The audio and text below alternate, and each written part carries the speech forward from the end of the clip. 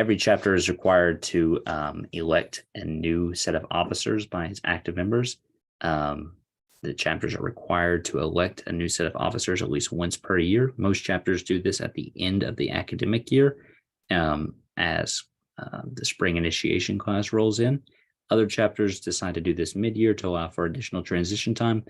For purposes of tonight, we'll be discussing this as if it's at the end of the year. First up is the report of officer election. This is used to notify headquarters and your other national volunteers of the names, addresses, and other contact information of your new officers and advisors. You're supposed to elect them in person or online, and this report informs us via the reporting system who has been elected. You'll set the terms of the incoming officers, which are usually 1 year, but some chapters approach that via different means. Some chapters have additional officer positions beyond the core positions that we list. Those are not listed in the report of officer election, but it is required that somebody is noted for the president, vice president, treasurer, corresponding secretary, and recording secretary positions. It's also the time of year when you're supposed to review the current list of advisors, extend their terms, and modify any existing advisors as well. This is also a required report for the Chapter Excellence Award. The officer signatures report is now part of the officer election report. This is when a few of the core officers will sign this. The URL is on the screen for how to access it directly, but it's also now a link under the officer election menu. In order to submit your officer election report, you must now upload the officer signatures before pressing submit. The submit function will not appear on the officer election report until the signatures are uploaded. The fall update report, this is kind of a tricky one. This is actually not completed until next reporting year. I did just want to note it though. Once the new officers return, this is a required report due within a few weeks of the start of the academic year.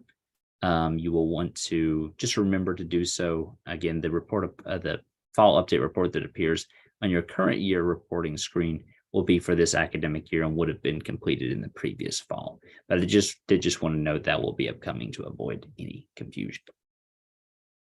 It's important that the officer transition takes place as you elect new officers. And what this means is different for every chapter.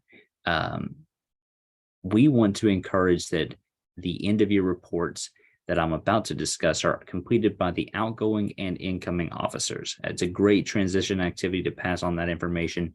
But transitions also look like the passing along of physical materials such as the initiation kit equipment, roll book, and other materials if you do not have a core advisor that maintains those materials. It's a great opportunity to also discuss the chapter's projects and administration. All the hard work you've done throughout the year, make sure it's maintained year to year and that the progress that you make isn't lost. We've listed a couple of notes on here about the chapter survey and project reports, and I'll dive into those in just a second. Chapter president should appoint junior students as committee chairs or co-chairs to identify leaders in the chapter and help smooth future officer transitions. That's a great idea for a appropriate transition that we see many of our chapters utilize. I'm going to dive into the reporting system in just a second. I'll share my screen with that, but I did want to focus. These are the core end-of-year reports that are all due by June 1st. And that includes the chapter survey, which is a overview of your chapter's experience that our different national level committees will utilize to discuss different chapter problems, successes, and whatnot, more of a data collection tool. The convention credentials identifies who will be the chapter representatives at the convention. That's critically important to complete before classes end to allow for headquarters to know who your contact should be to reach out to, as convention registration, a large part of it takes place over the summer.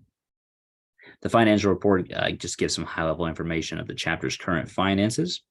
The ratification ballot, you should have, for the 2022-2023 year, there's been several emails that have gone out about that. I'd refer more to that information, but that is also now due on June 1st. And this is specifically for advisors, but we have an advisors evaluation, which is another survey This is not rolled out yet for this year. It should be done and live in a couple of weeks, and advisors will be contacted about it. I did just want to note that that's something that is also due by June 1st.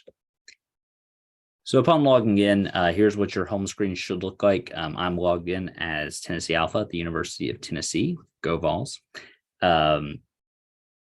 So what I always like to talk with chapters about is that by the time you complete an academic year, all of the columns on the right side that have a grade should be filled with a grade. That means all reports have been submitted. That's a great way to check your progress, keep up with deadlines and whatnot. So this home screen is actually more useful than it may look at first glance. Several of the reports that we've discussed are listed in the other reporting section. I'll dive into those each real quick and give just a high-level overview. The officer election report. In order to create a new officer election, I highlight new. I did want to note, maybe before we jump in, this is where you will upload your officer signatures from now on. This replaces the email submission of officer signatures.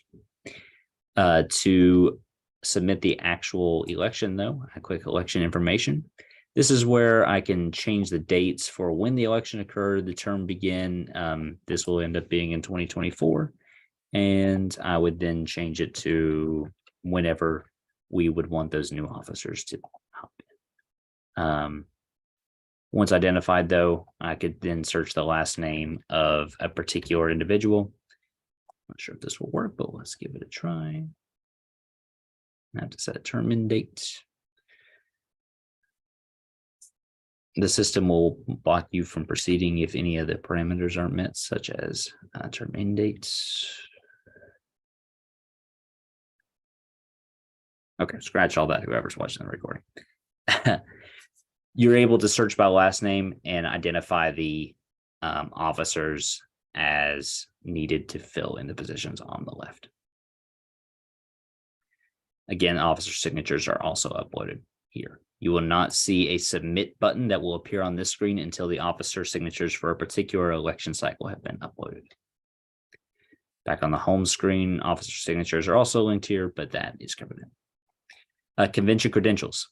You'll want to highlight 2023. This convention will be taking place in Atlanta, Georgia this October. We have a system where you will identify the last name of the primary delegate and the alternate. We assume that the delegate will be attending, but the alternate gives an authorized individual to participate on the chapter's behalf.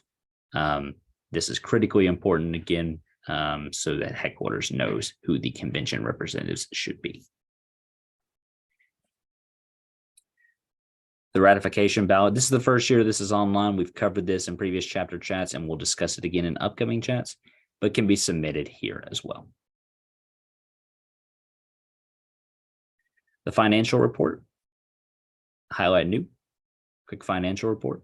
You may need to work with your treasurer or advisors for some information related to this report. This goes to our finance committee and our director of finance. If there are any questions, feel free to reach out.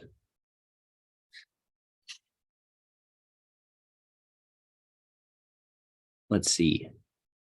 We won't touch on these here, but again, it's just another reminder that each of these reports should have a grade by the time you close out your time as a chapter officer.